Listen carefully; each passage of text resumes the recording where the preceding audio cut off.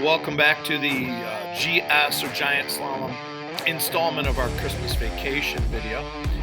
First of all, as we go along, I want to thank our digital ad sponsors, and I want to thank everybody who has donated to help our cause. We are really close to $17,000, which is pretty awesome, and that's going to cover our up north training. Like, for example, this coming weekend, January 8th, I have, I want to believe, 28 kids going, and some coaches that the resort only comps so many, so we're covering coaches, lift tickets, and I think I'm buying 28 tickets, and I'm also buying a $200 lane fee. We're spending almost $1,000 on that one day, but that kind of money pays off in our results and how we're doing. Now, these videos here are from a training day. It'll be the Thursday after Christmas.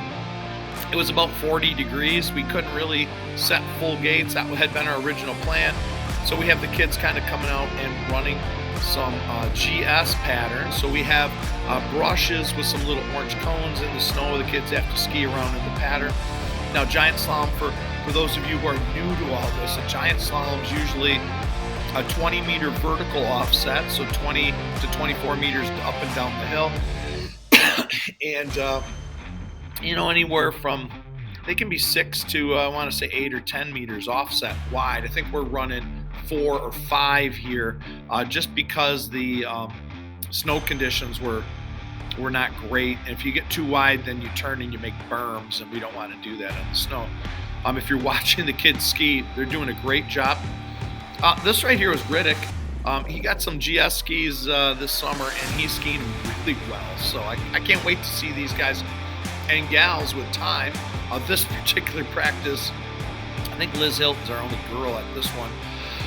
Again, these were optional practices over Christmas break. We have had no snow since this day. It hasn't really went below freezing till now, which was a full week. Bittersweet just announced that they went from having, I want to say 15 slopes open to maybe 4 come Friday when they reopen up. So we need cold weather. Just I'm going to let everybody know too, our first race on January 11th has been postponed to Monday, January 30th. The coaches, there's no snow and there's no forecast to get snow. I think, like I say, obviously our first race is going to be the Cadillac Invitational. And we'll have more information on that as we come up. That's why we're training north this weekend and again next weekend, so that we can be ready to race against all the up north teams that are at the Cadillac Invitational. The only teams from down south at that race are Mattawan and us, and I think that was Sean. That was a nice run. And so the up north teams are going to have some snow. I'm not sure about the Snow Snake teams, but the teams that train at Cabernet and Crystal Mountain have training going right now.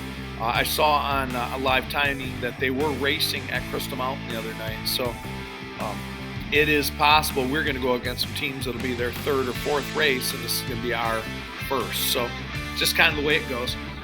Like I say, I got a variety of kids here. I've just thrown it together quickly so the kids can watch. If you pick out who you are, you can rewind and watch who runs.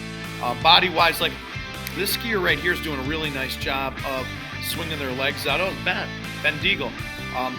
And as he's body position-wise, you want to be turning above the gate, so you're really going downhill as you're going past the gate, and then you're transitioning to the next turn. High and early is kind of the key.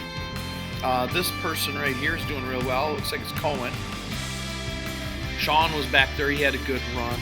I'm not sure who this little teeny dot is. I zoomed in. Good. I know we're getting towards the end of the video. We've got a lot of younger skiers at this. It looks like it's Brendan Donnelly. Yep, I can tell by the pants. There we go. Nice run. Breaking the imaginary timeline thing there with the stick. And as you can see, this particular day, there was barely anybody at Bittersweet, but it didn't freeze overnight. It was 40 degrees. The snow held up great for us, but if we'd had all 31 kids, we'd have tore that hill apart.